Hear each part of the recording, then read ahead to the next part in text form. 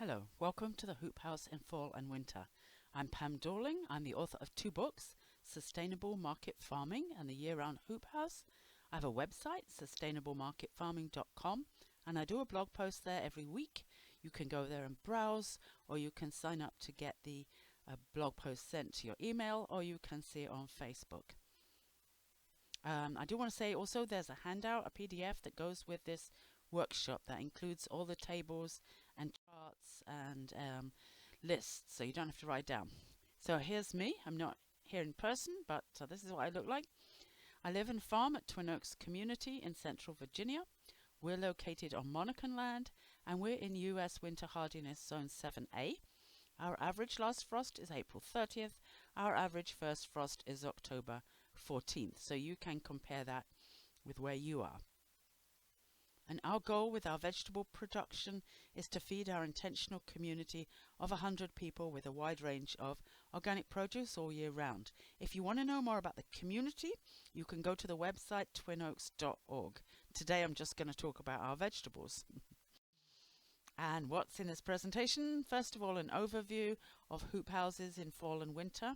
And then I'm going to talk about winter kill temperatures, and then different kinds of crops, salad crops, spinach, cooking greens, root crops, alliums and legumes that you can grow in a hoop house in the winter.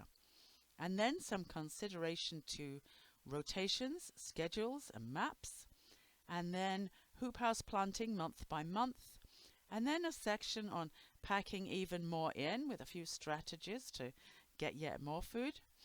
And then on to talking about the winter tasks, harvesting, ventilation, irrigation, soil fertility. And then the cold weather challenges, extreme cold, snow, Persephone days, nitrate accumulation, and cold weather pests and diseases. And then I have a resources section. The resources are all in your handout, so you'll be able to access them from there. So, what is a hoop house? Also known as a high tunnel or a polytunnel, depending where you live. It's a structure of hoops or bows covered with 1 or 2 layers of UV-resistant polyethylene. And double layer hoop houses use a small electric blower to inflate the space between the layers of plastic. And if you don't have electricity, solar wrap plastic, which is a bit like bubble plastic on steroids, that's an option you could look into. A double layer provides about 8 Fahrenheit degrees of winter nighttime temperature difference, and also the bubble adds strength against snow loads and wind. And single layer hoop houses are not much warmer than outdoors at night, so you'll need row cover. I mean, don't expect a miracle. It's really just a sheet of plastic between you and outer space on a clear night. In hoop houses, crops are usually grown directly in the ground, which makes them easy to look after. It's just like having a garden, but covered. Our garden hoop house at Twin Oaks is 30 feet by 96 feet. It's a Farm Tech clear span Gothic arch type, and we have 2 layers of plastic. And we put ours up in 2003. And like a lot of growers, our main goal was to grow more winter greens as well as some early tomatoes and peppers. And for maximum growing space, we divided it lengthwise into 5 4-foot beds with a 2-foot bed on each edge. This means our paths are only 12 inches wide, but you're in control of your hoop house, so you could make wider paths if you want to.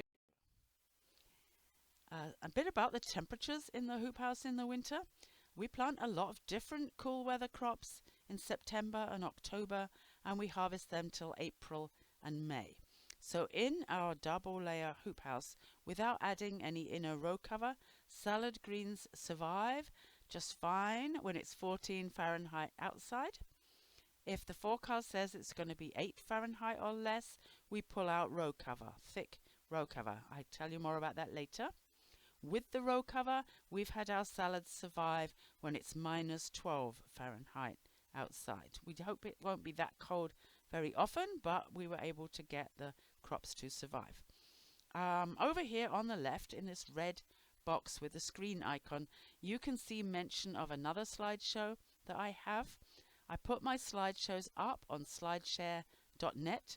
So you go to that website, you put my name, Pam Dawling, in the search box, and you see little tiles for the different slideshows that I have up there.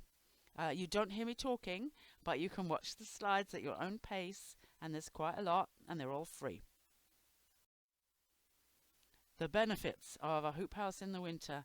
Well, we are amazed at how incredibly productive hoop houses are. We were told to be amazed, and we were even more amazed. The crop quality is really nice, especially the leafy greens. The soil stays warmer. The roots can grow deep and faster than they would in a colder place.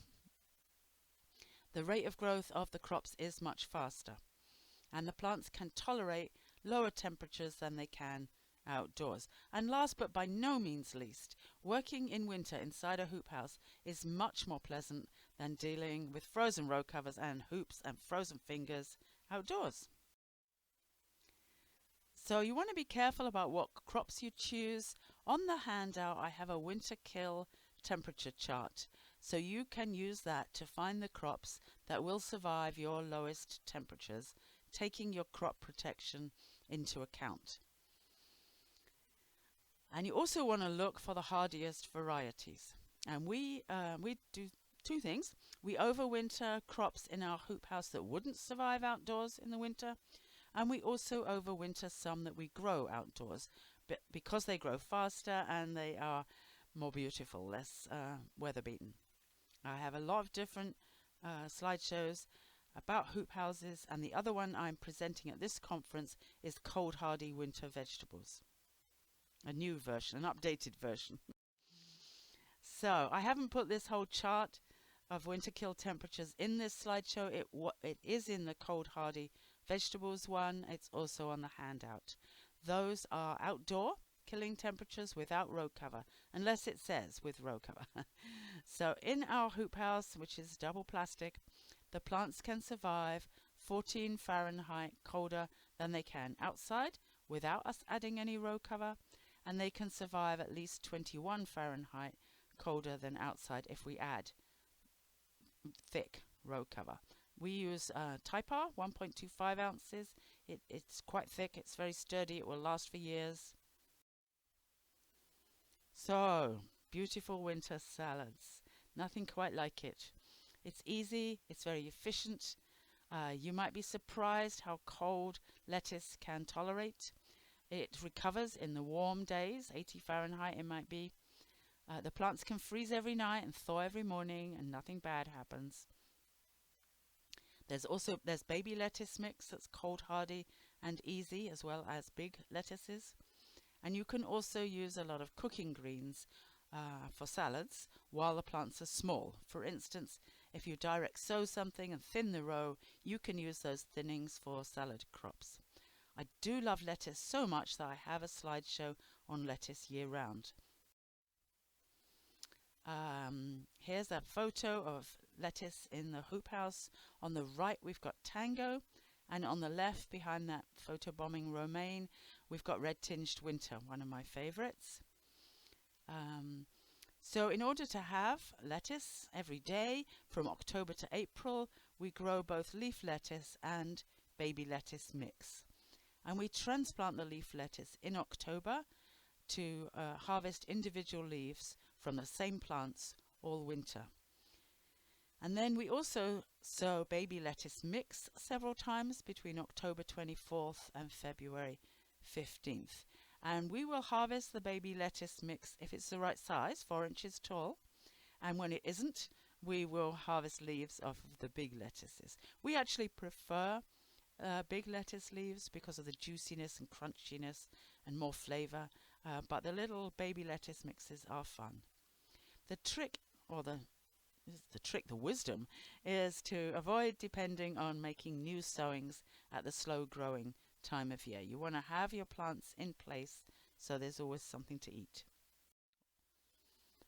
Here's a list of cold hardy lettuce varieties. The list is on the handout.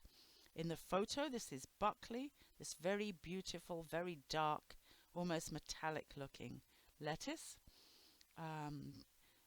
The ones that are in bold on this list are the most cold hardy of the lot. Buckley, Green Forest, Hampton, Red Tinged Winter, Revolution, Tango and Winter Marvel. They're all good, but those ones are known. We've tested them out. They're the most cold hardy.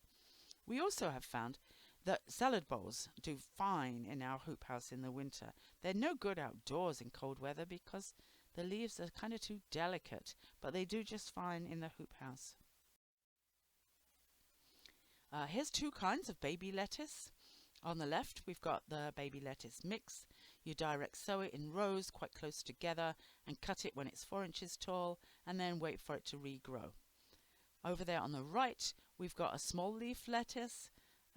These are fairly new on the scene.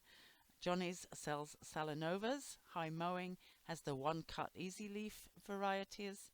And there are also a few varieties that have been around for a while, like Tango and Oscard and Panis, that have this same kind of growth habit, which is to say they don't have enormous leaves on the outside of the plant. They tend to have leaves that are all similar sort of size throughout, just lots and lots and lots of them. So you can harvest these lettuces in many different ways. You can cut the whole plant and sell that or eat that, but that works out a bit expensive because the seed is expensive, and if you're only getting one cut and you're selling it as a head, you've not really gained an awful lot, except that they do have some very interesting looking varieties. You can also do what you see in this photo here. You cut the whole lettuce, you cut out the core, and you've immediately got a bag or a bowl full of medium-sized lettuce leaves, which is very attractive. Or you can do what we do, which is to keep the plants alive all winter and just harvest an outer round of leaves every time we want to harvest it. And they just keep on growing.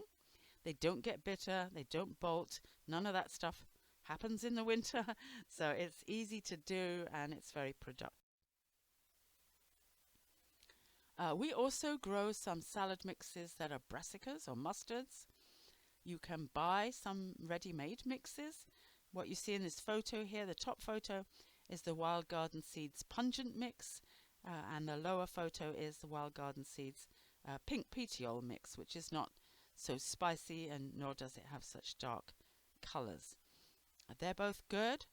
We often actually mix our own using leftover random brassica seeds that, like, either we don't want to grow them again, or the seeds are getting a bit old and we're not sure about the germination. But you can mix up almost any brassicas. You do want to avoid turnips and radishes with prickly leaves, definitely. So we sow our salad mixes between October 2nd and November 14th to harvest during the winter, and then from December 4th to February 12th to harvest in March and early April. The brassica mixes, you can't do as many cuts as you can with the lettuce mix, because once you're past the winter solstice, they're going to tend towards wanting to bolt. Mizuna, which is the crop at the front of this photo, the light coloured ferny one, this is a very nice salad ingredient. It adds loft to salad mixes, which is to say, because of the frilly ferny shape, it adds bounce and it stops all your salad ingredients slumping down like wet cornflakes in a bowl. It has a very mild flavour, crunchy thin white stems. It's available in green or purple, but I don't actually recommend the purple one. It's a bit disappointing. We like ruby streaks, which you'll see on the next slide. It's got a lot more colour and a lot more flavour. Mizuna does regrow very vigorously after cutting. You can use it for baby salads after 21 days, or you can thin it out to 8 to 12 inches apart. It will be mature in 40 days, and it's very easy to grow, and it will tolerate cold, wet soil, which is a big advantage. When it gets big, we often harvest it by what we call the half buzz cut. We gather the leaves on one side of a plant in our hand and cut those off with scissors and leave the other half of the plant to grow and replenish the plant. This is the sort of cutting edge of new salad crops these days. Over here on the right we've got ruby streaks, one of our favorites. In the middle we've got golden frills, which is very interesting and quite hot, mustardy. Over on the left we've got Johnny's Red Splendor. There are plenty more. There's scarlet frills, red rain, the new ones every year. And they all add interest and they all do the lot thing. Spinach is a great Hoophouse crop. You can use it for salads. You can cook with it. It is a challenge to start in early September when we're wanting to start sowing it. Its optimum germination temperature is 70 in the soil. The maximum is 85. So get a soil thermometer, watch what's happening. You can also, if you have weeds in your hoop house, maybe you don't, you can wait until you see little chickweed and dead nettle and henbit coming up. And then when it's cool enough for those plants to germinate, it's also cool enough for spinach to germinate. If you want to push the envelope a little bit more, you can pre-sprout your seeds in the fridge for a week. And then sow the sprouted seeds kind of carefully by hand. This is what we do for our September 6th sowing. Spinach is cold hardy down to 0 Fahrenheit outdoors, and it's going to make growth whenever the temperature is above about 40. And the varieties we grow these days, we grow around a Renegade, which is a smooth-leafed one. We don't grow so many of those. It makes very good rate of growth in November and December. And then we switch over and we produce Acadia and Escalade for the January to April harvests. And then in January we sow Reflect, which is more bolt resistant than the others, and that will get us through end of April. Other cooking greens that we grow a lot of include the Russian kales. Those are Napas varieties, and they grow better in the hoop house than Vates, which is a dwarf blue Scotch curled oleracea type that we grow outdoors. The Napas kales make faster growth during low light, colder months of winter compared to oleracea kales, although the oleracea kales are more cold tolerant in absolute terms, but they go dormant and then they will bolt earlier in the spring. And Clara Coleman explained all that to me. Well, I'd sort of noticed something happening, but I'm glad to be able to explain it to other people. The red Russian is a little bit smaller than the white Russian and it bolts a bit sooner, but they're both well worth growing. The outdoors, they're cold hardy to 15. We sow ours September 24th, transplant it October 24th, and then we start harvesting December 8th. Other cooking greens include chard and beet greens. Chard will germinate in quite hot soil, which is a useful thing to know. And beets almost as hot. Outdoors, most kinds of chard are hardy to 12 Fahrenheit without row cover and 0 Fahrenheit with. And it's worth knowing that the green chards are hardier than the multicolored ones like bright lights and the red ones. Despite knowing this, we persist in growing the bright lights in our hoop house because we really enjoy having all the different colors. They really add sparkle to winter salads and winter cooked greens. Yeah, we do use the small leaves in salads. The days to maturity on chard, this illustrates what happens when it gets cold. Our first sowing of chard is on September 15th, and then we transplant it in October 15th, and we start harvesting November 15th. So that's 61 days, and we can pick it until May 10th about. Our second sowing is October 26th, direct sown in the hoop house. And for cooking greens, we can't start harvesting that until February 6th. And then it still is only any good till May 10th, the same as the first sowing. So that one takes 103 days to maturity. And that's because, you know, at the end of October, we've then got November, December, January, before it gets big enough to pick. We also grow bull's blood beet greens for salad. It's a very beautiful dark red leaf we pick these fairly extensively. The beets themselves are not much good after months and months and months of picking the leaves, although we did have a cook once who used them to colour ice cream or something. The Asian greens are up next. There's many different kinds of Asian greens. I have slideshows about them. They're all very quick growing. There's a huge range of attractive varieties, different colours and shapes and pungencies. You grow them whenever you would normally grow kale, and in just the same way as growing kale. So it's very easy. They grow particularly well all winter in the Hoophouse in Zone 7A. In the fall and the winter they stay good for a long time. They don't bolt. And then once you get to early spring, they will start bolting. First of all, the tatsoi in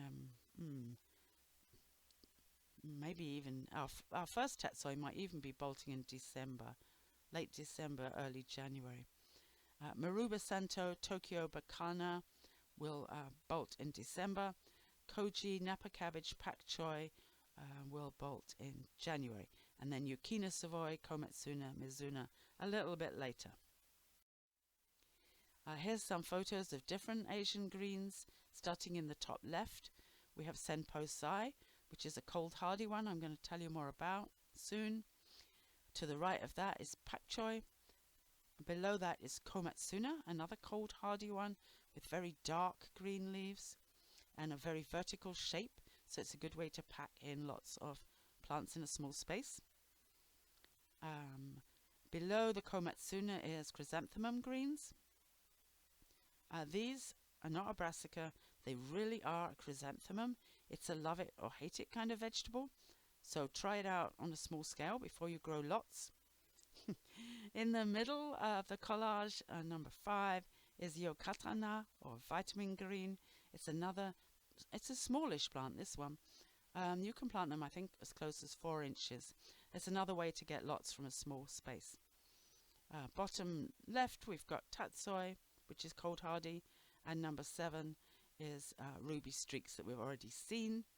We've already seen the mustard-based salad mixes and Mizuna. I've got another slide coming up with more pictures. Yukina Savoy, Napa Chinese cabbage, Tokyo Bacana, Maruba Santo. A couple of big crops, Ms. Spooner and Tora Zero. Thick-stemmed mustard is very cold hardy. And then there's Honsai Thai, which is like a broccoli rab. So here's some more that I recommend. Starting in the top left, Napa cabbage, which is one of the Asian greens that non-Asians are more familiar with. Next to that is Yukina Savoy and then tatsoi, but the scale is all wrong here. Yukina Savoy is quite a bit bigger than tatsoi, so just keep that in mind. Further right from there is a young pak choi plant. Below that is the Chinese thick-stemmed mustard, which is very cold hardy. Working left from there is Tokyo Bacana. And Maruba Santo is very similar to this one. So they've light yellowy green leaves, white stems, very fast growing loose leaf, kind of delicate kind of leaves, not thick. You can use these in salads just fine. And then over there on the left is Mizuna. This one is actually bolting in late April. And then in the very middle of the screen is Scarlet Frills. This photo is from Johnny's. It's one of those frilly mustards that I mentioned. So here's Senpo Sai, which is my favorite. It's both heat and cold tolerant. It's a big non-heading plant, large round medium green leaves that look rather boring, but it is not at all boring. You want to transplant it 12 to 18 inches apart. As I said, it's big. It's fast. It only takes 40 days to mature. And it's non-heading. You harvest it by the leaf. It can be extremely productive. You just keep on harvesting for months. It cooks quickly, and it has a really nice, sweet cabbagey taste, and it's very tender. And it's actually a cross between Kometsuna and a regular cabbage. There are lots of advantages to growing Asian greens because they grow quickly. You can quickly have a harvest. You can use them as a catch crop for any spaces where other crops have failed or successfully finished early. You can have a plug flat of seedlings that they're ready, or you can do filler greens like we do, that I'll explain later. Asian greens are better able to germinate in hot weather than lettuce, and they're faster growing than lettuce. They're so fast that some of them are ready to transplant in the fall in just 2 weeks. I mean, you can of course direct sow them, but we like doing transplants because it gives us longer to get the beds ready. And also, you know, in September and early October, the conditions outdoors are actually more suited to these crops than the conditions in the hoop house. Yeah, you can try lots of different kinds. Here's Napa and Michili Chinese cabbage. Very tender, light green leaves. Great for stir fries, pickling, kimchi, that sort of thing. Hardy to about 25. The Michili cabbages are more cylindrical. They grow 16 inches tall and 6 inches across. So they're another good one to maximize use of your space. The Napa cabbages are more barrel shaped, so you don't get as much in the same space, but we somehow prefer them, so that's what we grow. Michili is more stress tolerant, more resistant to bolting and black speck than Napa cabbage, but Napa cabbage can store for a few weeks in the fridge if you need it to. And we like the OP Napa cabbage blues, only 52 days, and among the Michili ones, the open pollinated one and Jade Pagoda, which are both 72 days. This is Tokyo Bacana Maruba Santo. I think this photo is actually Maruba Santo. Tokyo Bacana is a little bit more frilly, but at this sort of adolescent stage, you can't easily tell. They're sometimes called celery cabbage. They don't taste of celery. It's to do, I think, with the white stems. So they're very fast growing, loose leaf, non-heading, mild flavor, baby size after 21 days. You can use them after 35 days, chop them up for salad, or you can let them get bigger still and cut them up and lightly cook them. They're more heat tolerant than Napa, and they're cold tolerant to 25 and fairly bolt resistant, not extremely so. This is pak choi, another of the crops that non-Asian people might be more familiar with. It's the one that has the thick white stems that have a sort of D cross section. You usually harvest it as a head when it's 12 to 15 inches tall, but you can in fact harvest individual leaves if you want to make bunches of braising greens or stir-fry packs or something like that.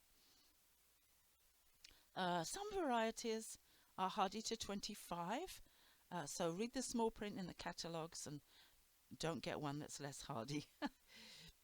We like prize choy or joy choy, and there is a red one if you want something different. This is tatsoi. It's a small flat rosette of shiny dark green spoon-shaped leaves with green-white stems, or at least that's what the catalogues will tell you. It's not really that small. It can be 10 inches across if you give it a lot of space and it's flat. If you crowd it, like you can see that we have done here, it's flower pot shaped, and you can just you get more. 21 days to baby size, 45 days for cooking. Those are pretty standard for the Asian greens. 21 days baby, 45 days cooking. A few are faster. It has a very attractive appearance and a mild flavour. It's very cold tolerant, down to 10 Fahrenheit. You can direct sow it and then thin the rows out into salad mixes.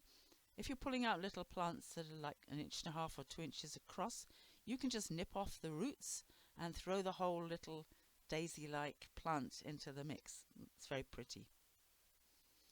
They also transplant well. You could plant them 6 inches apart, and then as they get big enough, take out every other one and leave the others to get even bigger. This is Zucchini Savoy. It's like a bigger tatsoi in its growth habit. It's sort of rosette kind of thing.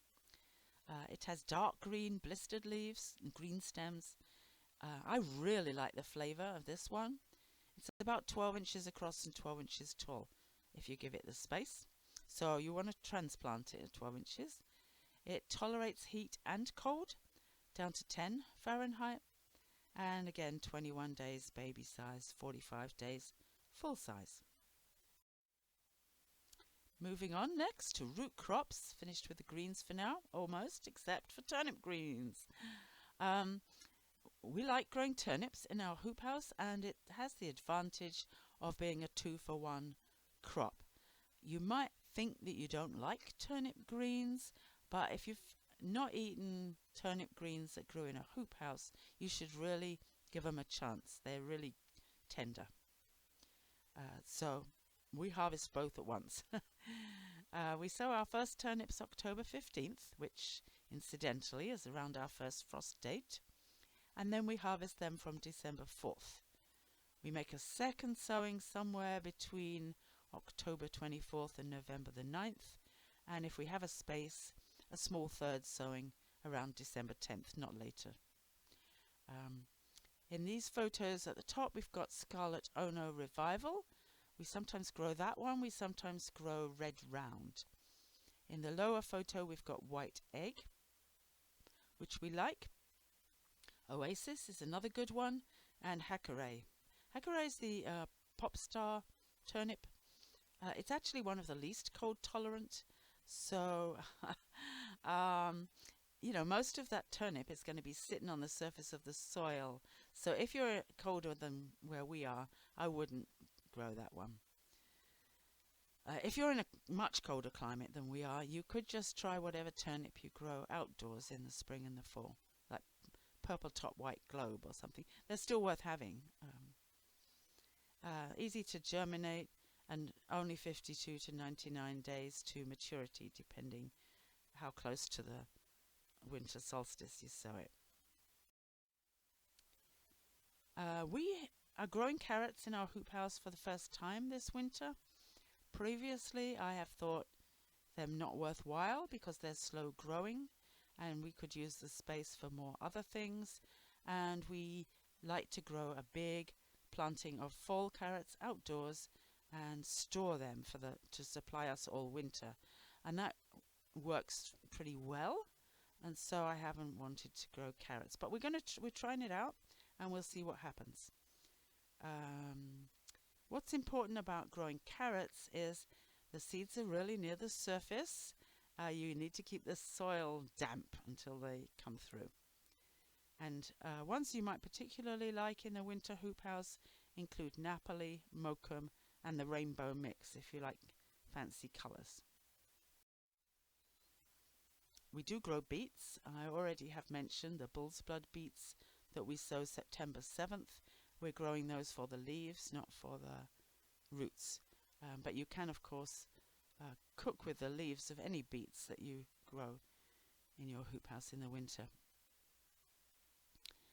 Those corky seed balls can be a bit of a challenge to get germinated. You need enough water but not too much. You can sow them dry, or either by hand or with the earthway seeder on the charred plate. Go across twice.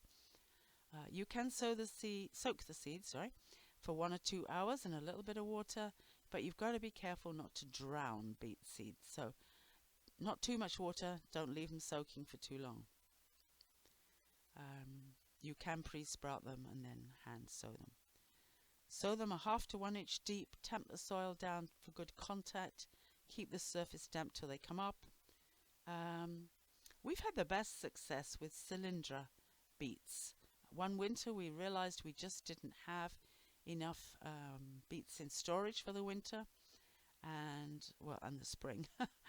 And we were looking at an area, really half a bed of one of our edge beds, and the crop rotation would have put early bush beans in there, and they just don't do well in edge beds because they're a bit colder. So we sowed beets instead, and that was February 15th, and we got a very nice late spring crop.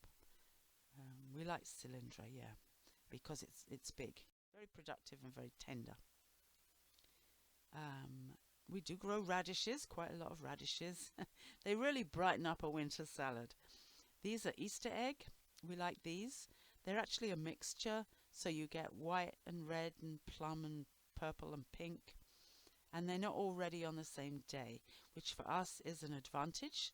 We go along the row, we pull out the big ones. A few days later, we pull out the big ones again, and so on. We also like white icicle, which is a bit like a miniature daikon, but a bit more crunchy and juicy. And we've had good success with cherry bell early in the season, like in September and early October. But after that, it gets just too fibrous. And sparkler was too fibrous at any date in our hoop house. We do 5 or 6 sowings of radish between September the 6th and January 26th. You can also grow various kinds of alliums in the hoop house. On the left here we've got scallions. We sow those 3 times. September 6th that we harvest from December 1st to March 1st. October 20th that will take over March 1st. And then November the 18th that will take over from the October sown ones, and we'll harvest those in spring. We like evergreen hardy white, which is very hardy. White Lisbon is another one that's very hardy. Some other scallions are much less hardy. Over on the right, you can grow bulbing onions to maturity in your hoop house, and that's what you see us playing with here in this photo. I had thought to myself, peppers like a bit of shade. Onions don't provide much shade because of the tubular vertical leaves, so I'll plant them in the same bed. Well, it didn't work out. There's some things you can't change. You know, if you want early peppers, you plant them out April 1st, and if you want big onions, you start them in the fall and you plant them out in March. So our onions were too big for the pepper plants. They gave too much shade. So if you try this kind of thing, just leave a kind of window in front of each pepper plant, to the south of each pepper plant, so they're not too shaded. So you can do that. Another thing we've done that did work very well is to make November sowings of bulbing onions that we could then plant outdoors in very early March. So it's like growing scallions, except you don't let anybody eat them, and then you transplant them. And that's the best way we found to get big bulbing onions, because we're in the sort of onion not very friendly zone, 38 degrees north. It's not far south enough for the sweet onions, and it's not far north enough for the hard onions. It's tricky to grow good onions, but this was the way we had the most success. Another crop you could grow in your hoop house are garlic scallions. These are actually small whole garlic plants. They're very tasty, very visually attractive, as you see, and they come in during the hungry gap, which is that period in spring before any new crops are ready. So because they're very flavorful, if you're selling them, you only need 3, 4, 5, 6 in a bunch, and they will supply garlic taste at a time of year when maybe your supplies of bulb garlic might have run out. And so what you do, the way we do it is, when we are planting our main crop garlic, we set aside all the tiny cloves, and then we just sprinkle them in furrows any way up, cover them over and grow them. And then we harvest the garlic scallions from early March through to, when we've done it outdoors, it can be till May. I don't know how they would do in a hoop house. They might be done before that. There are also some cold weather legumes you can grow. In the photo on the left, these are sugar and dwarf snap peas. We really like to grow these. We sow them February 1st. which is a month before we would sow them outdoors. That's a general guideline. Once you pass the winter solstice, anything that you would grow outdoors, you can plant a month earlier in your hoop house. Over on the right, we have fava beans. We sowed these November 15th and we harvested them mid-May. This wasn't a success for us. I'm from the UK, where we sow fava beans that we call broad beans in November, and then we harvest them many times in the spring. But Virginia is different, and we get a single harvest in the middle of May. So it just wasn't worth it. The yield for the space occupied wasn't high. And they're quite tall plants that throw a lot of shade. So it just didn't work out, although they were beautiful and the flowers smell wonderful. All right, we need to think about crop rotations. It's still important to rotate crops, or perhaps even more so. So our cool weather crops mostly fall into 3 families: the lettuce and chicories, the brassicas, and spinach, chard and beets. And so we rotate those main families each cool season around the beds in the hoop house, and then the other 2 families, the legumes and the alliums that we have small amounts of, we just sort of tuck them in where there's a space, just making sure it's not exactly the same place they were in the previous winter.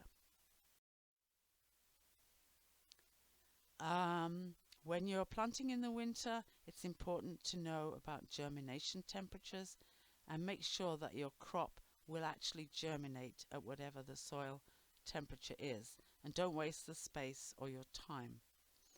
Also find out how many days your crop will take to germinate in those conditions. So use a soil thermometer and consult charts of days to germination at various temperatures. I have them in my book, The Year-Round Hoop House. So once you've decided which crops you want to grow, make yourself a harvest schedule. Write down which crops you want to harvest when, how often, over what length of time, and how much of each. And then add 10% margin before you figure out, to help you figure out how much to plant. You don't have to do that, but I recommend it. Next, think about days to maturity. We already met some of the puzzling things about that. So look in the catalogue, find out how many days to maturity. Be clear whether that's seed to harvest or transplant to harvest. And then you're going to work back from each target harvest date to subtract the days to maturity to give you the planting date. But there are some extra things to think about when growing in the winter. Firstly, those catalogue numbers of days to maturity are generally for spring planting when the conditions are ideal for that crop. So you're growing these when it's not ideal, so add about 14 days because seedlings grow slower in cold weather. And furthermore, in the winter, when the temperature is below 40 Fahrenheit, the plants don't grow much at all. So you want to ignore those days, like just add them in as you need to add them in because nothing's going to happen when you're working back to your planting days. You can get a lot of help on this from the website weatherspark.com. You put in your location and you get lots and lots and lots of weather information, including the average hourly temperature graph for the whole year. Lastly, that days to maturity usually means days to first harvest, otherwise known as bragging rights. So that might not be the same as days to full harvest. And with some crops it doesn't matter, like carrots, you're just going to pull them out when you think they're big enough. But if it's something that you want heads of, like Chinese cabbage, if you want to have a Chinese cabbage festival you need 24 heads of Napa cabbage, it's just no good if you've only got one. So add at least another week.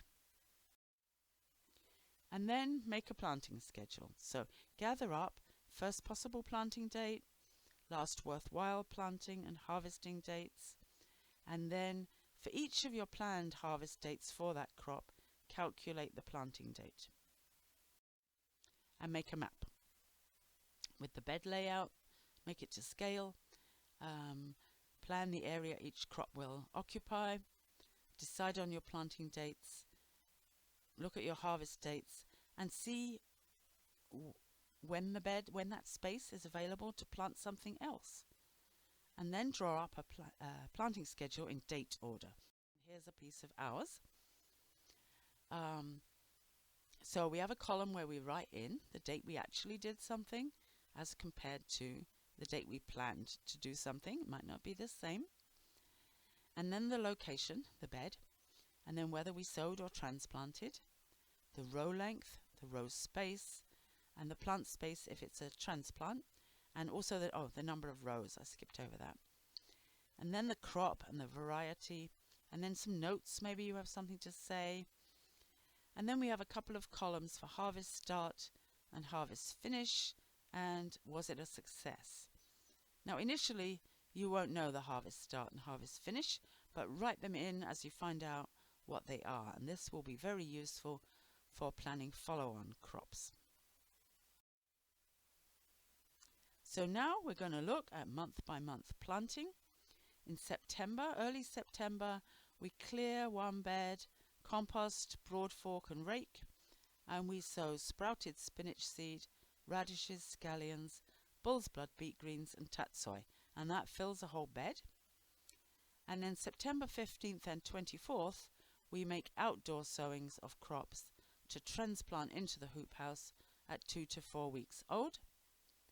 At the end of September, we clear another bed, compost, broad fork and all the rest, and we transplant Tokyo Bacana and Maruba Santo at 2 weeks old, Chinese cabbage, pak choi, Yucchina Savoy at 3 weeks old from those outdoor beds. In October, early October, we sow some more radishes and some filler greens, spinach, lettuce and Asian greens to fill gaps later. And then mid-October, we prepare another bed, we transplant lots of lettuce and chard, and we sow our first turnips. And then late October, we sow more filler greens, more baby lettuce mixed radishes, and also our second spinach, turnips and chard. And then in the 4th week of October, we prepare more beds. October's very busy. We transplant Senposai, Mizuna, the second round of lettuce, kale, arugula, Yucchina Savoy. They're about 4 weeks old by then. The rate of growth of the plants outdoors is slowing down. In November 10th, we sow some more turnips, mizuna, arugula, filler lettuce and spinach, and those bulb onions that I mentioned from transplanting outdoors in early March. Between the 11th and the 20th, we sow more scallions, tatsoi, radishes, and then we sow some more bulb onion starts. And then when we get to November 20th, we aim to have and keep a fully planted hoop house. And as each crop finishes up, we immediately replace it with another. And during December, we don't make any new sowings, but we use the filler greens to replace casualties and harvested plants. And in this photo, it's not, because they're sort of wilting a bit, it's a bit hard to tell what's going on. But we have that dark green bubbly Yucchina Savoy, and we've harvested a few of those on the left, and we've planted new pak choi plants. There's 3 of them, but it's a little bit hard to make out. So now, if you want to plant even more crops, I'm going to tell you some strategies for doing that. So as I said, it's helpful to know when your crops will bolt or be harvested away, and make sure that you plant sensible quantities, a sort of balance of the different kinds of crops you need, how much kale versus how much Yucchina Savoy. So our strategies include transplanting from outdoors in the fall, that I've already mentioned, follow-on cropping, that I'll tell you about, gap filling, that we've kind of mentioned, and succession planting. So here's the fall sowings to transplant inside. September 15th and 24th. We're doing that, and we choose a bed without many weeds. We make sure to label each little section of plants very well. We use hoops and protect net, and we water often, and we monitor the progress. September 15th, we sow 10 varieties of hardy leaf lettuce and romaines, pak choy, Chinese cabbage, zucchini savoy, Tokyo bacana, maruba cento, and chard. And then on September 24th, actually, if we need to resow anything, this is when we look and resow anything from September 15th that didn't work out. We sow another 10 varieties of lettuce, red and white Russian kales, senpo sai, zucchini savoy, mizuna, and arugula.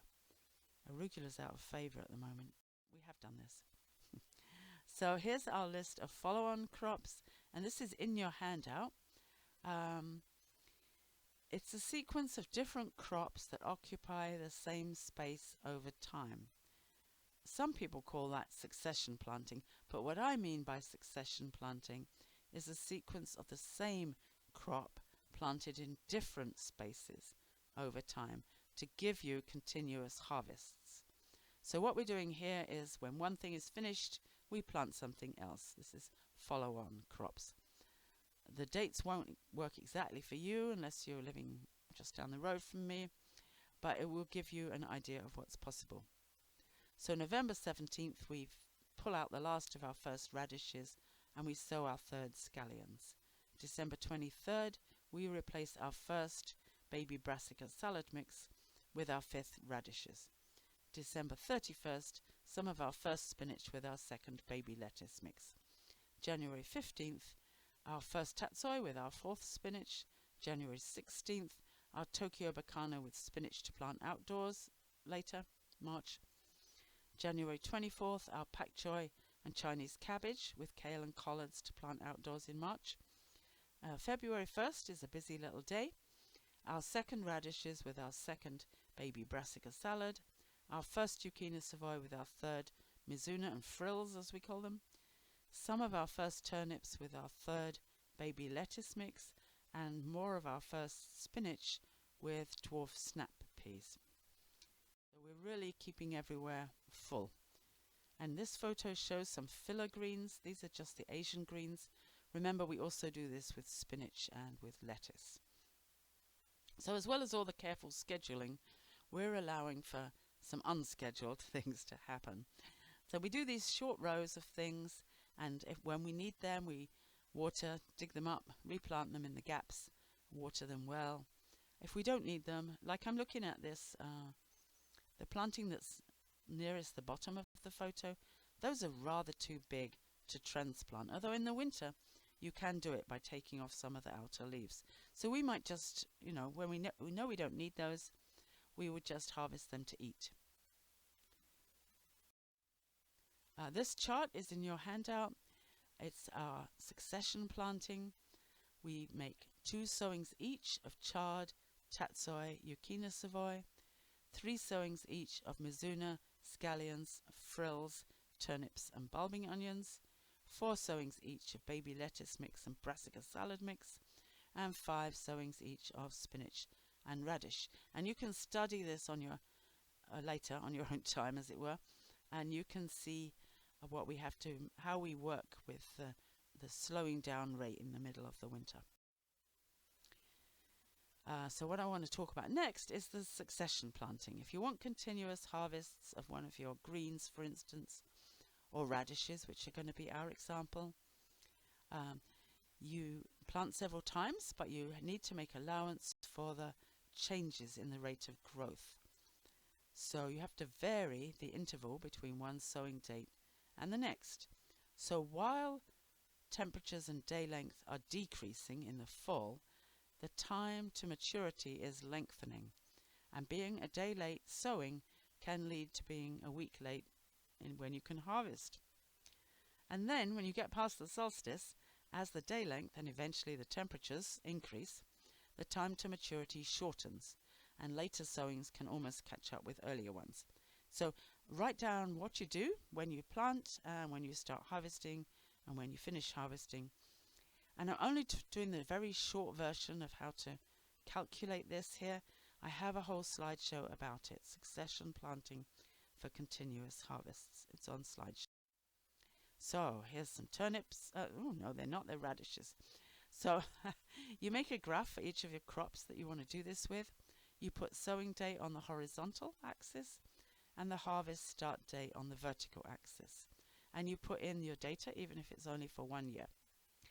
And then you mark your first possible sowing date and the harvest start date that corresponds with that. You decide what's your last worthwhile harvest start date.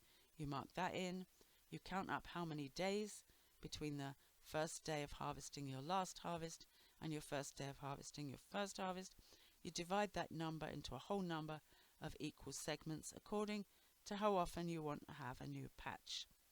And then you use the graph to figure out the sowing dates you need to match those desired harvest dates. So let's look at this here. The black zigzag line with the square blocks on it are our actual data. They're very zigzaggy. You know, you can get a winter with a cold spell here or a cold spell there, and things change. So hopefully after a few years you can make a smooth line that goes through the middle of the zigzags, keeping equal numbers above and below the line of blocks. And then you use that smooth line for the rest of your calculations. So looking at the x-axis for our harvest start date, we've divided that up into equal sections of, I'm not sure how many days those actually are, but you can see. And then where each of those lines meets the red smooth line, you drop a line down to the sowing date axis. And you can immediately see that those sowing dates are not equally spaced. In particular, the gap between the first and the second is short, and the gap between the fifth and the sixth is long. And that fits with what I said about when the growth rate is slowing down, sowing later means even longer to harvest. And when the day length is getting longer and one sowing can catch up with the next, you wouldn't want to do one too close to number 5. It would catch up. So in the winter, 2 hours of work each day. It's mostly harvesting, so that's not bad. You want to aim to keep the temperature between 65 and 80 Fahrenheit during the daytime. So we look at our thermometers, we open the big high windows, we open the doors when we need to. If the sun is shining, that means open the windows around 9 and close them around 2:30, which is a few hours before it gets dark. We want to store a bit of warmth. We open the windows whenever it's above 40 Fahrenheit outdoors and the doors when it's above 50 Fahrenheit. And then apart from that, the main job is harvesting. So this is definitely a high level problem. 2 hours of harvesting every day, day in, day out, all winter. We don't usually get severe cold weather, but one winter we had a month of frozen soil or snow outside, and we were able to keep 100 people in fresh salads and cooking greens with some turnips and some scallions because we weren't able to harvest anything outdoors. So other than harvesting, there's planting new crops, clearing old ones, hoeing, weeding, watering. Pretty straightforward. Here's some ideas of our harvest dates in the winter. In October, we can harvest beet greens, radishes, spinach and tatsoi in our hoop house. And then from November onwards, that same list, plus arugula, brassica salad mix, chard, lettuce leaves, mizuna, frilly mustards and scallions. And then from December, the same list as November, plus kale, senposide, turnips and zucchini savoy. And January, the same as December. But then, during December, we will harvest whole plants of Tokyo Bacana and Maruba Santo. Those would bolt in January if we left them. So we eat them during December. And then during January, we eat whole heads of Chinese cabbage and pak choy. Oh, and I see I'm kind of running out of time here. So having those heading crops gets us through the slow growth period. And the loose leaf crops will feed us until mid-March or so. Ventilation, I'm going to have to do the short version. Plants need fresh air. Open the doors and the windows. Plants need water. Provide some water. We like drip irrigation. It doesn't waste any water. Here's a photo of our drip system. Pretty straightforward. We like to use quite a lot of compost. We make compost from okara from our tofu business, sawdust from our hammock business, food scraps from our dining hall, weeds, crop refuse. We don't have fancy equipment. We turn the piles with a tractor bucket. Compost is great stuff. Adds humus to the soil, adds good microorganisms, and we do pile it on a bit, but we like that. Cold weather challenges. This is a bit long, I'm sorry. Extreme cold, snow, nitrate accumulation, pests and diseases.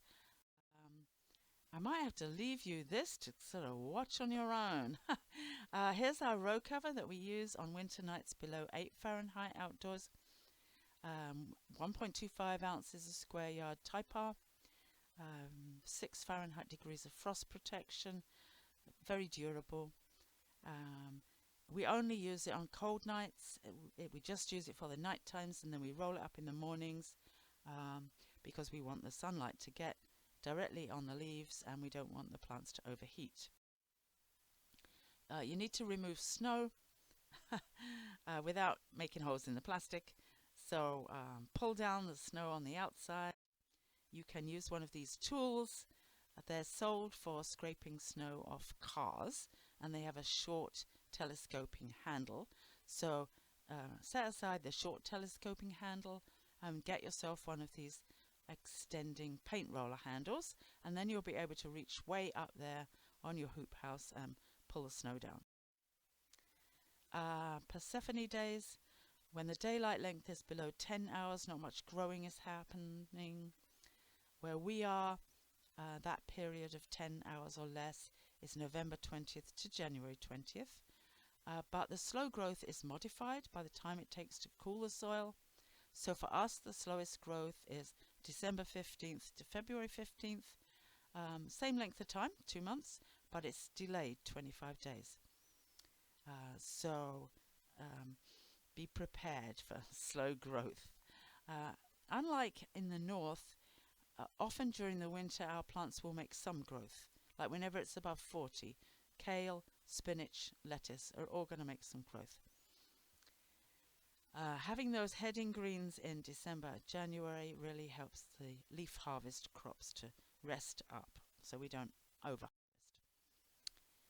Nitrates, a lot of this is in your handout, which is fortunate. In the winter, when light levels are low, the plants are making nitrates, but they don't have enough daylight hours to turn them all quickly into leaves. So you don't want to be eating your greens in the morning because they've still got too much nitrates in. This list of how to keep nitrate levels low is in your cool weather pests, aphids. We use soap spray 3 times 5 days apart because aphids get going faster than the ladybugs do. This is the vegetable weevil. These live in the ground. They come out at night to make holes in the leaves. So if you get mysterious holes in your leaves and you can't find the culprits, it's probably the vegetable weevil. And we use spinosad for them. Watch out for slugs. Clubroot is a horrible disease. Make sure you don't catch that. Damping off funguses affect young seedlings in cold, grey conditions. So try not to water too much when it's grey. Here's some fungal diseases in big lettuces. There's 2 diseases here. Bottom rot is caused by rhizoctinia, and that is a wet kind of disease. You get sunken rust-coloured spots, amber ooze, and then a sort of black slime meltdown. In the photo, we've got Sclerotinia, lettuce drop fungus. Everything looks fine until it isn't. The plant collapses into a flat, limp, beige pancake. It's not particularly slimy. Both these fungal diseases can be cured by solarizing in the summer for 2 months with plastic over the soil. Here's my books, Sustainable Market Farming and the Year-Round Hoophouse. And I've got an extra 5 minutes I've taken. Here are the resources slides. You can find the resources all on your handout. And remember, my website is sustainablemarketfarming.com. Thanks very much, and I'm sorry I ran over a bit.